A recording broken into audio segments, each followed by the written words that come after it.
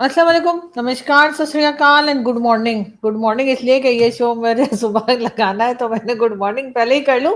और हमारे साथ हैं डॉक्टर अभिषेक मिश्रा। बहुत शुक्रिया सर कि आज आप आए। Thank you so much. Thank you so much आरजू जी कि आपने मुझे बुलाया। बहुत बहुत धन्यवाद आपका। बहुत शुक्रिया सर। आज आपके एजुकेशन मिनिस्टर ने फाइनली रिजाइन कर दिया है। बहुत हंगामा था, बड़ा जश्न मनाया जा रहा था और बहुत से स्टूडेंट्स जो हैं और जो यंगस्टर्स हैं उनकी वीडियोस भी देखने को मिल रही हैं। क्या कहेंगे आपके ये रिजाइन? बहुत से लोगों का ये भी कहना है कि ये रेजिग्नेशन बहुत पहले हो जाना चाहिए था, लेकिन बात यहाँ पर खत्म नहीं हुई है। उसके बाद उनकी दो चार डिमांड्स और भी हैं। क्या उस तरफ भी गवर्नमेंट जाएगी? नहीं, देखिए, मुझे नहीं लगता कि गवर्नमेंट ने किसी सीजेपी के प्रेशर में आकर के इसको रिजाइन किया है। अब गवर्नमेंट ने क्या इसको सोचा, क्या इसमें उनको इनपुट्स दी गई, ये तो गवर्नमेंट जाने। गवर्नमेंट ने भले रेजिग्नेशन दे दिया हो, क्योंकि देखिए पोर्टफोलियो बदलने से कुछ खास होता नहीं है। धर्मेंद्र प्रधान जी को कोई और इम्पोर्टेंट रोल दे दिया जाएगा, ऐसा नहीं कि धर्मेंद्र प्रधान जी का करियर खत्म हो गया, ठीक है ना। क्योंकि देखिए भारत एक कलेक्टिव, जिसको भारत अगर ये प्रैक्टिस करता है parliamentary form of of of of governance, तो उसमें तो कलेक्टिव रिस्पॉन्सिबिलिटी होनी है। अगर आपने मतलब धर्मेंद्र प्रधान जी का इस्तीफा लिया तो उस हिसाब से धर्मेंद्र प्रधान जी के एक्ट के लिए पूरी कैबिनेट का इस्तीफा होना चाहिए। ये तो सिंपल एज दैट है। ये कोई प्रेसिडेंशियल फॉर्म ऑफ सिस्टम तो नहीं है। तो इसलिए मैं नहीं, जो प्रधानमंत्री जी हैं उन्होंने कुछ सोचा होगा, कुछ समझा होगा, और उन्होंने इसको एक स्ट्रैटेजी के तहत की, ताकि ये लोग ना दोबारा ना बैठ जाएं। उसके बाद इसमें कल को किसान आंदोलन के नाम पे कुछ लोग जुड़ जाएं, कुछ लोग और किसी और नाम से जुड़ जाएं, बिकॉज इसको हाईजैक कर लिया था पॉलिटिकल पार्टीज ने। और मुझे कभी भी नहीं लगा कि ये एक जेन्युइन स्टूडेंट प्रोटेस्ट है। मैं आज भी कहूंगा, गवर्नमेंट कुछ भी कहती रहे, गवर्नमेंट की अपनी मजबूरियां होती हैं, उनकी कुछ एक रियलिटीज है जिसका उन्हें सामना होता है। तो प्रधानमंत्री जी ने अगर इसको रिजाइन कर दिया है, अरे प्रधानमंत्री जी ने अगर रेजिग्नेशन ले लिया धर्मेंद्र प्रधान जी का, तो ये एक राजनीतिक निर्णय है जिसका कि राजनीति से संबंध होना चाहिए। मेरे हिसाब से तो उसकी कोई आवश्यकता नहीं थी, क्योंकि ये धर्मेंद्र प्रधान जी ने तो कोई नहीं करवाया था ना, उनकी कोई मिली भगत नहीं थी। किस आधार पे उनका आपने रेजिग्नेशन मांगा? ये तो मतलब एक ऐसी बीमारी थी जो पहले से चली आ रही थी। इसमें धर्मेंद्र प्रधान जी का ना तो कोई रोल था और ना ही धर्मेंद्र प्रधान जी का कोई इसमें इन्वॉल्वमेंट था। पर ठीक है, गवर्नमेंट ने ले लिया तो मुझे तो इसमें कोई लेकिन इसका मतलब है गवर्नमेंट बहरहाल घुटनों पर आ गई। गवर्नमेंट हार मान ली गवर्नमेंट ने। और दूसरा ये कि वो अपोजिशन पार्टीज जो है वो तो बहुत शोर मचा रही है। वो राहुल गांधी कहते हैं कि जी ये तो बड़ी जीत है और मोदी जी की हार है, और इस किस्म की कई दूसरी चीजें जो है वो इस वक्त सोशल मीडिया पर आ रही हैं मुसलसल। तो कहीं ना कहीं तो गवर्नमेंट से कुछ गलती हुई होगी। ऐसा नहीं हो सकता कि किसी किस्म की कोई मिस्टेक नहीं, वैसे ही कुछ लोग निकल आए और शोर मचा दिया। ऐसा तो नहीं हुआ है। मैं नहीं मानता कि गवर्नमेंट से कोई गलती हुई है। नीट का एग्जाम बार बार लीक होना, ये तो बिल्कुल एक फेलियर था ही गवर्नमेंट के पार्ट पे, क्योंकि सेंट्रल गवर्नमेंट जो है एनटीए के थ्रू इसको कंडक्ट करवाती है। एनटीए और सीबीएसई की इस पर रिस्पॉन्सिबिलिटी बननी चाहिए थी। और देखिए, गवर्नमेंट अपने लोगों से थोड़े आती है, ये कोई दूसरों की गवर्नमेंट थोड़े है। अगर मेरी अपने गवर्नमेंट से कोई डिमांड थी और गवर्नमेंट ने उस डिमांड को एक्नॉलेज कर ली, तो उसमें हार और जीत कैसा? गवर्नमेंट मेरे लिए बनी हुई है, गवर्नमेंट को मेरी डिमांड में ठीक लगा कि हाँ दम है, तो उन्होंने मान लिया इस बात को। इसमें कौन सा बड़ा ये हो गया कि गवर्नमेंट जो है वो कहे हम अलग है? भाई, गवर्नमेंट की पावर ही जनता से आती है। तो गवर्नमेंट को अगर लगा कि ये जनता की आवाज है, गवर्नमेंट के पास ज्यादा एजेंसीज है ये पता करने के लिए कि ये जो भी हुआ आंदोलन सो कॉल्ड, वो उसमें जनता कितनी थी। तो ये तो बेवकूफी की बात है कि हार और जीत सिर्फ एक होती है, वो है चुनावी हार और जीत। चुनाव के अलावा गवर्नमेंट्स के स्ट्रेटेजिक डिसीजन होना, किसी बातों को मान लेना, किसी को नहीं मान लेना, ये सब पॉलिटिकल दांवपेच होते हैं। इसमें क्या बुराई है भाई? आप अगर जनता ने आपसे कोई डिमांड रखी, ये तो बल्कि मैं तो कहूंगा ये तो दिस इज ट्रू डेमोक्रेसी। ये सही गवर्नमेंट है जिसने कि एक्नॉलेज किया, रिजिड नहीं हुई। गवर्नमेंट ने ये नहीं कहा कि नहीं हम ही सही हैं तुम गलत हो जस्ट बिकॉज हम गवर्नमेंट में हैं। ऐसा गवर्नमेंट ने कुछ नहीं कहा। गवर्नमेंट ने कहा ठीक है, अगर आपकी बात में दम है तो हम इसको स्वीकारते हैं। और ये गवर्नमेंट ने कोई पहली बार नहीं किया। अगर आप सीएए वाला अरे सॉरी, क्षमा कीजिएगा, अगर आप किसान वाला देखें, जो किसान आंदोलन हुआ था, उसमें भी किसान सारे के सारे जो बिल थे, एक्ट थे, बल्कि बिल भी नहीं थे, वो तो एक्ट हो बन चुके थे, लॉ ने उनको, पार्लियामेंट ने उनको पास कर दिया था। उसके बाद भी प्रधानमंत्री ने उन सारे तीनों लॉज को वापस ले लिया था और वो जो है आंदोलन खत्म करवाया था।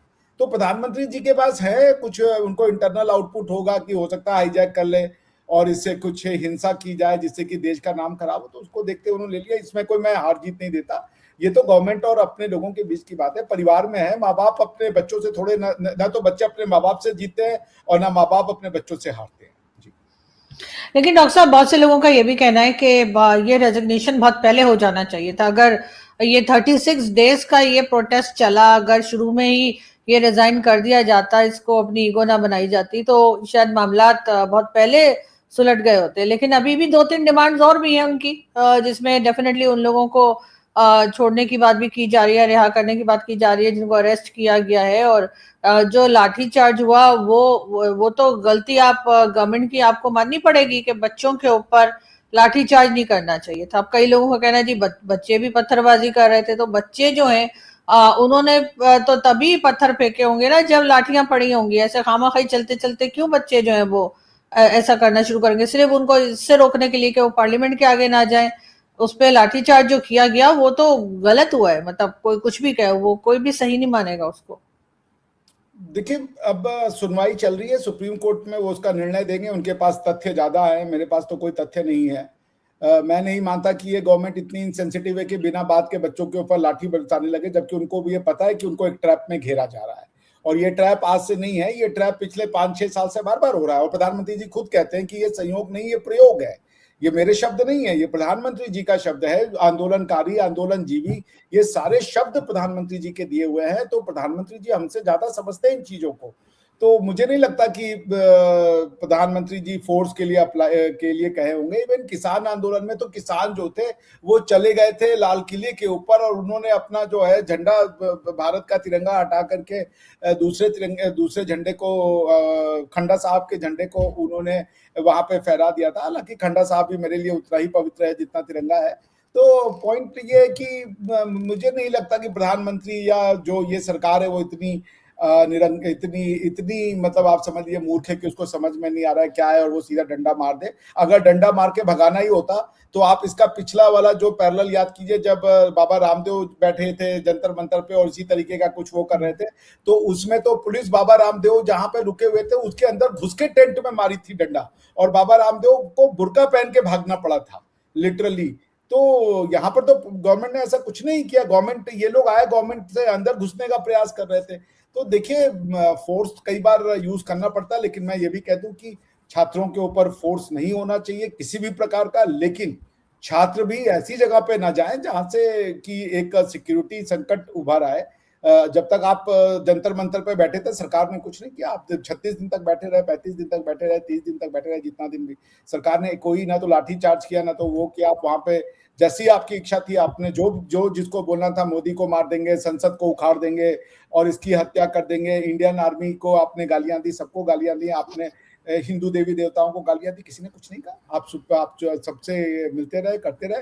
बड़े बड़े वहां पे फिल्म एक्टर से लेकर के पॉलिटिशियंस आए गए, कोई उसमें एक्शन नहीं लिया गया। तो लेकिन सर ये भी बड़ी तारीफ की जा रही है पाकिस्तान में भी कि जी देखिए डेमोक्रेटिक कंट्री ऐसी होती है कि प्रोटेस्ट की परमिशन मिली और एक लंबे अरसे तक प्रोटेस्ट होता रहा और यहाँ तक कि एक तरह की स्टूडेंट्स को जीत भी मिली है। तो एक डेमोक्रेटिक कंट्री के तौर पे जो है वो जरूर भारत का नाम जो है वो और ज्यादा लिया जा रहा है कि पूरी तरीके से वहां पर आजादी है। इस बात को मानेंगे आप? देखिए, भारत डेमोक्रेसी का जन्मदाता है, ये वेस्ट नहीं है। डेमोक्रेसी कुछ नहीं होती है, रूल ऑफ लॉ होता है। जब लॉ जो है ना राजा से बड़ा हो तो आप वहां पे डेमोक्रेसी कहते हैं, क्योंकि फिर अगर राजा लॉ से बड़ा है तो फिर राजा निरंकुश होता है। लेकिन हमारे यहाँ पे पहले से ही राजा जो था वो धर्म के नीचे था, ठीक है ना। उसको राज धर्म का पालन करना पड़ता था, राजा का कुछ नहीं होता था। राजा को जो है वो धर्म के अनुसार चलना पड़ता था, यानी कि जनता के वेलफेयर के अनुसार चलना पड़ता था। तो ये कोई भारत में, जो लोग भारत को जानते नहीं है, जो ये सोचते 1947 से भारत का जन्म हुआ है, वो ऐसी मूर्खतापूर्ण बातें करते रहे हैं। भारत में शुरू से, भारत में आज इसे नहीं, गौतम बुद्ध ने कहा था वेद ही गलत है, उन्होंने वेद के भगवानों को रिजेक्ट, हालांकि उन्होंने वेद को गलत नहीं, उन्होंने कहा कि वेद के भगवान नाम की कोई चीज नहीं होती है, लोगों ने उनको भगवान बना दिया। हमारे यहाँ freedom of speech and expression और राजा के अगेंस्ट में बातें रखना ये कोई बहुत बड़ी बात नहीं है। राजा हमेशा धर्म के नीचे रहा है, राजा कभी भी धर्म से ऊपर नहीं रहा। तो ये डेमोक्रेसी भारत में बातचीत करने वाली, वाद विवाद वाली परंपरा जो है शुरू से रही है, और जो ये हुआ है ये उसी की श्रेणी में एक आगे की चीज है। जैसा मैंने कहा कि राजा जो है पिता होता है, प्रजा जो होती है वो उसके पुत्र के समान होती है। राजा अपने पुत्र से हारता नहीं और पुत्र अपने पिता से जीतता नहीं। लेकिन सर बात सिर्फ नीट के पेपर की नहीं है, मैंने कई जगह पर क्योंकि सुना है इसलिए मैं आपसे पूछ रही हूँ। इवन शेखर सुमन साहब का शो मैं जरूर देखती हूँ, मुझे बहुत पसंद है उनका जो शेखर टुनाइट आता है। उसमें भी उन्होंने कहा कि बहुत से सरकारी स्कूल बंद कर दिए गए। पहले तो ये होता था कि गरीब का बच्चा सरकारी स्कूल में पढ़ रहा है, अमीर का बच्चा प्राइवेट स्कूल या जहां भी जा रहा है। तो उन्होंने कहा कि वो अब जो है वो गरीब का बच्चा कहीं नहीं जा पा रहा, क्योंकि बहुत कई सौ बल्कि कई हजार या लाखों में शायद स्कूल्स जो है वो बंद कर दिए गए। तो सर सरकार तो स्कूल खोलती है या कि बंद करती है? मतलब ये सारी चीजें क्या आप लोगों को हमारे यहाँ वाला कोई वायरस तो नहीं लग गया? क्योंकि ये इस किस्म की हरकतें तो हमारे यहाँ होती है। अब मेरे पास तो देखिए इसकी कोई वो नहीं है कि ऐसा कुछ हो रहा है, और अगर ये हो रहा है तो डेंजरस है। मगर ये क्यों हो रहा है ये भी आपको देखना पड़ेगा कि ये जो स्कूल बंद हो रहे हैं इसके कारण क्या ड्रॉप आउट ज्यादा हो रहे हैं मैंने या कल ही मैंने शेखर सुमन साहब का, क्योंकि मैं जब वॉक करने जाती हूँ तो मैं उन्हीं का शो लगा लेती हूँ और मैं घूमती रहती हूँ, उनके 2 शोज देख लेती हूँ अपनी एक वॉक में। तो या सुन लेती हूँ। तो मुझे नहीं लगता कि वो बगैर फैक्ट्स और फिगर्स के बात कर रहे होंगे। जी बिल्कुल आपकी बात सही है कि ऐसा हुआ होगा। It attributed the decline to smaller school age population because of the falling fertility rates। तो देखिए वो ये मैं आपके सामने रिपोर्ट ला देता हूँ, टाइम्स ऑफ इंडिया टुडे इसको कह रहा है, इसमें कॉज वो नहीं दिया है जो कि वरीसम होना चाहिए। ये देख लीजिए, ये रहा, ये रिपोर्ट आपके कहने पर ही मैंने इसको खोला। ये report 25 schools shut every day in India as enrollment drops by 2.26 crore। A Niti Aayog report says 94,000 government schools shut across India over the past decade। The findings are shocking as they reveal many crises that education in rural India is facing। ठीक है ना? तो उसका कारण जो दिया जा रहा है, it attributed the decline to a smaller school age population because of falling fertility rates, school consolidation, and challenges in retaining students at a higher levels of education। School consolidator under which nearby schools with lower enrollment are merged and has been promoted। तो देखिए इसका कारण क्या, ये सुन लीजिए। बहुत सारे कारण दिए हैं उसमें, उनमें एक कारण है कि तो फर्टिलिटी रेट कम हो रही है, बच्चे कम पैदा हो रहे हैं तो स्कूल की जरूरत कम हो रही है। दूसरी ये है कि कंसोलिडेशन, जैसे मान लीजिए मेरा गांव है, वहां पे 5 स्कूल है, वो 5 स्कूल जो है और एक 5 स्कूल कक्षा 5 तक है और एक स्कूल जो है वो कक्षा 10 तक का है। तो जब स्कूलों में नंबर कम हो रहा है, एक स्कूल में 50 बच्चे आ रहे हैं, दूसरे में 25 आ रहे हैं, तो कंसोलिडेट कर देती है, स्कूलों को मर्ज कर देती है सरकार कि ये सारे स्कूल एक ही स्कूल में मर्ज हो जाएंगे। तो ऐसा नहीं है कि ये बहुत वरीसम है कि सरकार स्कूल बंद कर रही है। कॉजेस को समझना पड़ेगा, वो कॉजेस कंस्ट्रक्टिव हैं, वो कॉजेस डिस्ट्रक्टिव नहीं है। तो यानी कि अगर आप 4 छोटे स्कूल को बंद करके एक बड़ा स्कूल बना दें तो होगा ये कि एक बड़ा स्कूल रह जाएगा, 3 छोटे स्कूल गायब हो जाएंगे। तो ये कहा जाएगा भाई स्कूल बंद हो गए, लेकिन वो टेक्निकली 3 स्कूल जो है वो समाहित हो गए एक बड़े स्कूल में। इसको ऐसे समझने की आवश्यकता है। दूसरी तरीके से अब क्या है, बच्चे लोगों के कम पैदा होते हैं तो फिर उन स्कूलों में फिर नंबर भी कम जाएगा। पहले 5-5, 6-6, 7-7 बच्चे होते थे, अब तो मतलब मेरे तो जानने वाले में सबके एक बच्चे हैं। मेरे जितने अब इस एज के फ्रेंड्स हैं जिनके बच्चे, उनके सबके एक बच्चे आरती जी, मतलब I can make you count all of them. तो जब बच्चे ही नहीं होंगे तो स्कूल में नंबर कम होगा, नंबर कम होगा तो स्कूल का कॉस्ट। सर गरीबों के बच्चे जो हैं वो तो मैंने कभी कम होते नहीं देखे किसी भी देश में। हिंदुस्तान पाकिस्तान जैसी कंट्रीज में ये तो अमीरों के होते हैं कि उनके बच्चे कम होते हैं, या जैसे जो पैसे वाले पढ़े लिखे जैसे आप जैसे लोग हैं, तो आपके जान पहचान वाले भी आप ही जैसे होंगे तो उधर तो हो सकता है। लेकिन जो गरीब, जो मिडिल और लोअर मिडिल क्लास होती है सर, उनके बच्चे कम नहीं होते। अरे भाई उनको समझाए भी तो वो नहीं मानते। मैं फिर पढ़ता हूँ वो रिपोर्ट में, रूरल इंडिया के ही सिर्फ रूरल इंडिया में स्कूल बंद हुए हैं, अर्बन इंडिया में स्कूल नहीं बंद हुए हैं। वो रूरल इंडिया की रिपोर्ट है। तो रूरल इंडिया की रिपोर्ट में 3-4 कारण जो हाईलाइट किए गए, कंसोलिडेशन है, फर्टिलिटी रेट एक है। तो फर्टिलिटी रेट अर्बन एरिया में बच्चे कम पैदा हो रहे हैं, रूरल एरिया में बंद हो जाएगा ये नहीं है। इवन गांवों में फर्टिलिटी रेट घट रही है, गांव के लोग शहर माइग्रेट कर रहे हैं, गांव के लोग भी समझ रहे हैं कि 6-7 बच्चे पैदा करने का कोई लाभ नहीं है, एक एक 2-2 बच्चे ही पैदा हों तो ज्यादा बेहतर है। तो चलिए शहर में 1 हो रहे हैं, गांव में 2 हो रहे हैं, लेकिन फर्टिलिटी रेट तो ओवरऑल गिरी है इंडिया की। ये तो अब यूनाइटेड नेशन ने प्रोजेक्ट किया कि भाई 2070 जो है इंडिया का जो पॉपुलेशन है वो डिक्लाइन कर जाएगा, नीचे आ जाएगा, जो अभी बढ़ रहा है इतनी स्पीड से। तो फर्टिलिटी रेट गिर रही होगी, सिर्फ अर्बन लोगों के बच्चों के कम पैदा करने से ऐसा नहीं होता है, रूरल में भी। और जैसा मैंने कहा, ये रूरल, ये जो रिपोर्ट है, ये रूरल इंडिया के स्कूल की रिपोर्ट है, इसमें अर्बन इंडिया के स्कूलों के बंद करने की बातचीत नहीं की गई है। इसलिए जो फर्टिलिटी रेट एक रीजन दिया जा रहा है स्कूलों के बंद होने का, वो रूरल इंडिया के फर्टिलिटी रेट की गिरने का कारण बताया जा रहा है। जी, लेकिन सर नई जनरेशन जेन जी जो है वो, उसकी बड़ी तारीफ हो रही है। हम लोग कहते हैं कि भाई पाकिस्तान में भी इस तरह की नई जनरेशन आनी चाहिए या जेन जी आनी चाहिए, जो कि अपनी बात मनवाने के लिए हर तरह से जो है वो ना सिर्फ ये कि रोड पर हो बल्कि गवर्नमेंट को फोर्स भी कर पाए। पाकिस्तान में इस तरह की जनरेशन फिलहाल तो दिखाई नहीं दे रही है, अगर है भी तो शायद रोड पे नहीं आ रही है। लेकिन कितना स्ट्रांग बनाएगी भारत को और कितना ज्यादा भारत जो है वो प्रोग्रेस कर सकेगा इस तरह की नई जनरेशन के साथ। नहीं, मैं नहीं मानता कि पाकिस्तान की जेनजी स्ट्रांग नहीं है, पाकिस्तान की जेनजी बहुत स्ट्रांग है। बाहर नहीं आती ना सर, रोड पे नहीं आती है, अंदर बैठी रहती है, आपकी तो रोड पर आ गई। सुन लीजिए ना, आपके यहाँ पे वो डेमोक्रेसी नहीं है कि जनता ही जनार्दन है, आपके यहाँ तो अल्लाह की सॉवरेनिटी वाली डेमोक्रेसी है, तो वो अल्लाह की कॉज में लगा हुआ है। आप देखिए कौन ज्वाइन कर रहा है, ये लश्कर तैयबा, लश्कर हाफिज, और ये जो है कश्मीर में हम वो मुजाहिद बनेंगे, आप अभी कॉल दीजिए, सारी जनता आएगी रोड पे, लोग मुजाहिद बनने के लिए तैयार होंगे। कैसी बातें कर रही हैं आप अभी। लेकिन जो आपकी है सर, जो आपकी है वो भारत के लिए कितना ज्यादा उससे प्रोग्रेस आएगी या कितना फायदा कर सकती है? बिल्कुल, यूथ ही वो कराता है। भारत में आईटी रिवॉल्यूशन यूथ लेके आया। भारत का पहला जेनजी रिवॉल्यूशन कब हुआ मैं बताऊं आपको? राम तो सर आपको नहीं लगता कि prime minister, defence minister, home minister भी जरा कोई यंग होने चाहिए, बजाय इसके कि 70-80 साल के लोग जो हैं वो ही काम करते रहे, उसके बजाय नई जनरेशन को, जरा जवान लोगों को जो है वो पार्लियामेंट के अंदर और एज अ मिनिस्टर्स जो है वो होना चाहिए हर जगह, पाकिस्तान समेत। मैं ये एज को कोई क्राइटेरिया नहीं मानता। हाँ, मतलब एक एक्सपीरियंस तो होना ही चाहिए। आप यंग आदमी को बना दीजिए, उसको कुछ पता ही नहीं होगा, तो वो तो डेंजरस हो जाएगा एक तरीके से।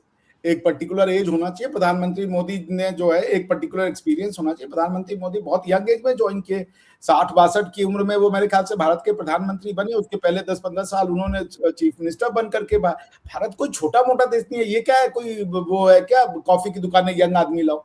एक्सपीरियंस, अनुभवी, और भारत की दुकान में यंग आदमी क्यों चाहिए आपको?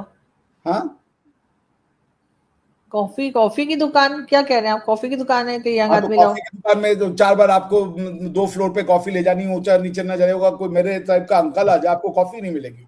4 बार सीढ़ी चढ़ गए, 2 बार वही नीचे। आप तो छोड़े सर, आप तो पैदाइशी अंकल हैं, आपकी तो बात ही ना किया करें। अरे ठीक है भैया, आप जैसे यंग हुस्न वाली लड़की ऊपर बैठी हो, तो हम जैसे अंकल कॉफी नहीं पहुंचा पाएंगे। नहीं, उसमें आपके अंकल होने की कोई बात नहीं है, उसमें आपका वेट प्रॉब्लम है और कुछ नहीं है। आप जरा स्लिम हो जाए तो आप ऋतिक रोशन को घर बिठा सकते हैं। नहीं, हम तो ऋतिक रोशन ने हम सबको घर बैठा दे, पर अभी तो बेचारे मेसी ने भी है 41 साल की उम्र में कहा शरीर साथ नहीं दे रहा है, रोनाल्डो ने कहा शरीर साथ नहीं दे रहा है, और हम लोग जो है कि वो करें।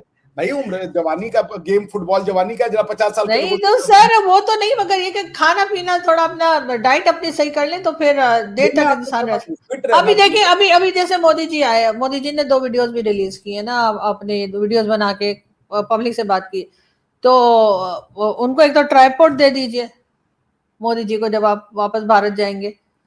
और कई बच्चे भी मैंने एक दो की मैंने डाउनलोड किया, लेकिन ये बात तो मैंने फर्स्ट टाइम में ही मैंने नोटिस कर ली थी कि मोदी जी ने मोबाइल सही नहीं पकड़ा है। लेकिन अब छोटे छोटे बच्चे, मतलब हार्डली शायद 15-16 ईयर्स के होंगे, वो इतने मजेदार वीडियोस बना रहे हैं ना कि उन्होंने एक समा बांधा हुआ है भारत में।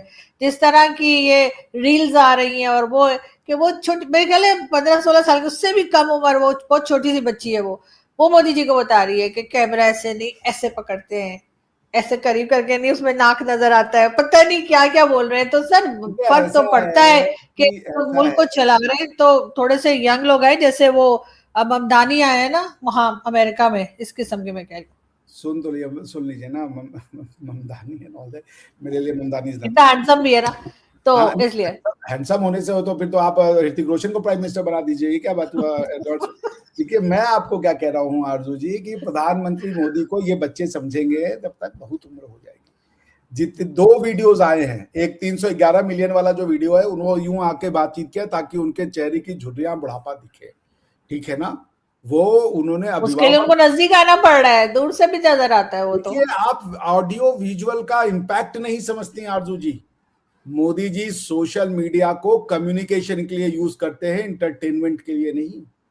वो कितना पास होना है, शरीर की कितनी झुर्रियां दिखानी है, चेहरे के कितने झुर्रियां दिखानी है, ताकि मैं आपका पिता लगूं, जो कि मैं आपके दिल तक पहुंचने वाला हूं और आपको, आपकी कभी मैं बुराई नहीं चाहूंगा, आपके घर का दादू लगूं, उस अंदाज से वो वीडियो बनाया तो गया। 36 डेज के बाद उनको ख्याल आया कि उन्होंने दादू लगना है? 36 डेज तक बच्चे ख्वार होते रहे सड़क पे, तब ख्याल नहीं आया पिताजी को?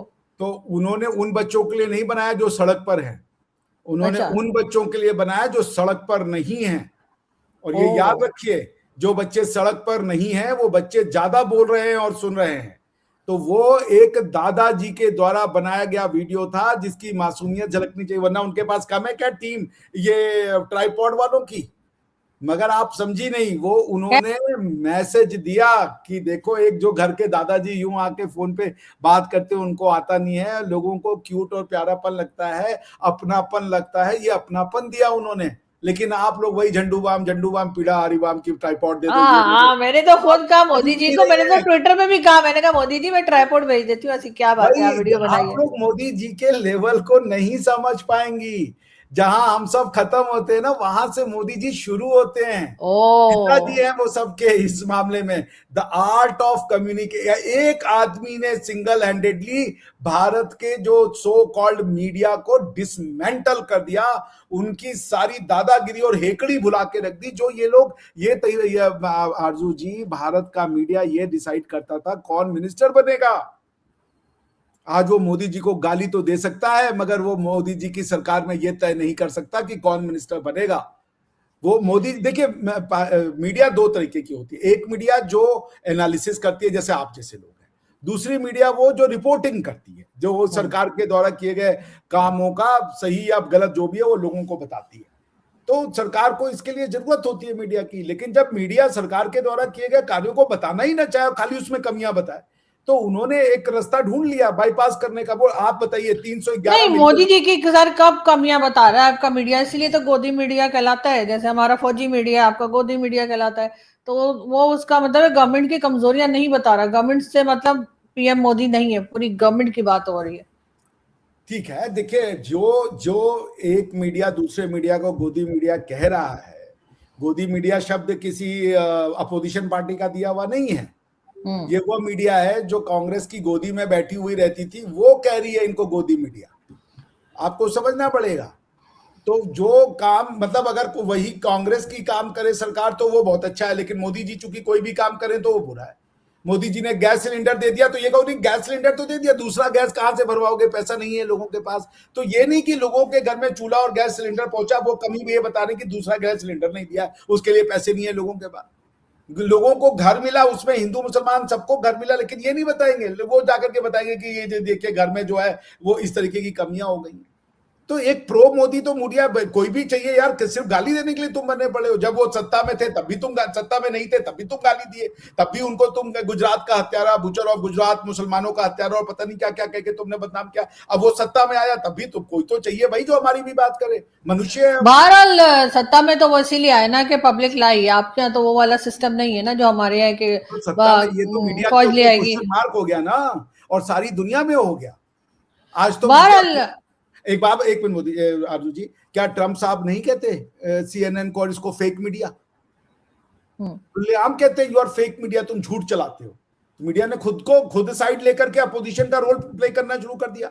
मीडिया को अपोजिशन का काम नहीं करना चाहिए। आप जैसे मीडिया होना चाहिए जो न्यूट्रल है, जो एनालिटिकल है, जो बैठ करके सच को सच कहने की और झूठ को झूठ कहने की वाहवाही रखता है। आप अगर मोदी जी का क्रिटिसिज्म करती है तो कोई बुराई नहीं, आप उनकी प्रशंसा भी करती है, आपके पास दोनों का अधिकार है। लेकिन सिर्फ क्रिटिसिज्म हो रहा है, प्रशंसा हो ही नहीं रही है, ये कैसी बात हुई?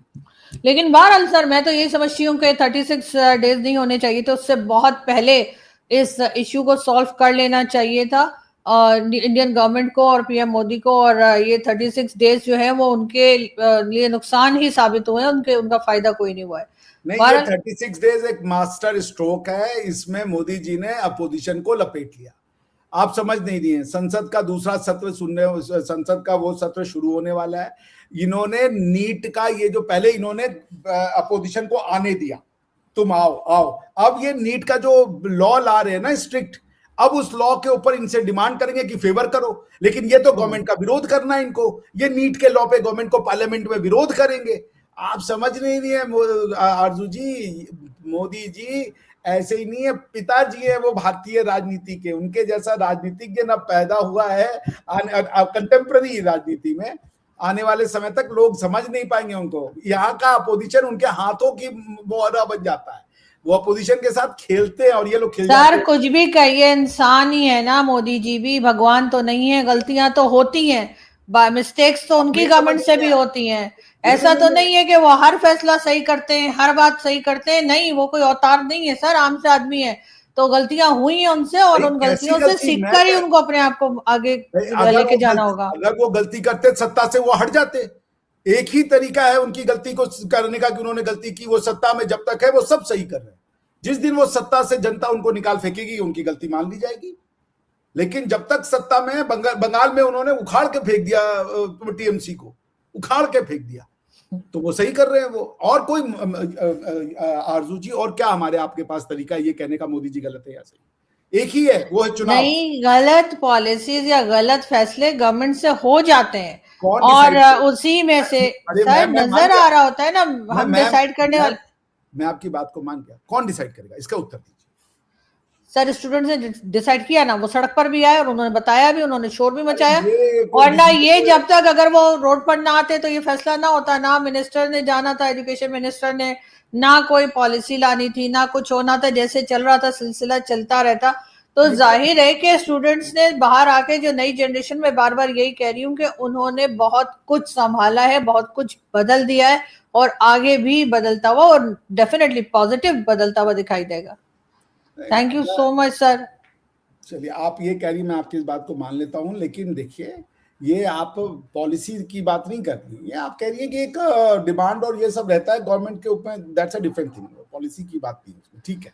लेकिन गवर्नमेंट गलत फैसले भी करती है, हर गवर्नमेंट गलत फैसले भी करती है, गवर्नमेंट से मिस्टेक्स भी होती हैं, और ऐसा नहीं है कि अगर ये गवर्नमेंट है तो ये कुछ गलत नहीं करेगी, हो जाता है, जाहिर है कि जानबूझ के नहीं होता, बाय मिस्टेक हो जाता है, लेकिन हर गवर्नमेंट गलती करती है, तो इसलिए मैं नहीं समझती कि पीएम मोदी की गवर्नमेंट जो है वो कोई भी गलती नहीं करेगी या करती, तो लेकिन ये कि संभाल लेना चाहिए, टाइमली संभाल लेना चाहिए। और पूछ रहा हूँ गलत या सही, 36 डेज के बजाय यही फैसला 6 दिन में कर लेते तो बेहतर होता। ये फैसला, इसकी कोई वैल्यू नहीं होती, क्योंकि ये अपनी डिमांड चेंज करते रहे, आपको पता ही नहीं है, पहले कुछ डिमांड था, बाद में कुछ डिमांड हुआ। देखिए ये गेम को लंबा खिलवाया गया। खैर इसमें मैं नहीं जाना चाहता, मैं आपकी एक बात का समर्थन करता हूँ, आप ठीक कह रहे हैं, कोई भी मनुष्य है, सरकार है, वो मनुष्यों के द्वारा बनाई गई है, वो गलतियां करती है, ये बिल्कुल सही बात है आपकी, कोई सरकार ऐसी नहीं हो सकती, चाहे वो मोदी जी की हो, चाहे कोई भी हो, कि वो गलती ही ना करे।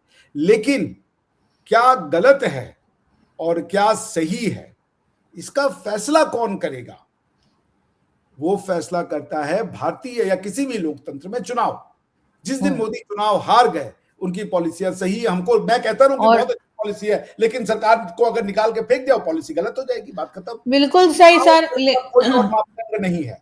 लेकिन सर आप जब भी भारत जाएंगे मोदी जी से कहिएगा, जहां पे कुछ समझ में ना आए, कंफ्यूजन हो, फैसला करने में मुश्किल हो, मुझे कॉल करें, मैं बताऊंगी। मैं बोलूंगा मैंने व्हाट इज दिस, आरजू जी ऊपर सफेद घोड़ा रख के नीचे वेट कर रही है आपका, यार है।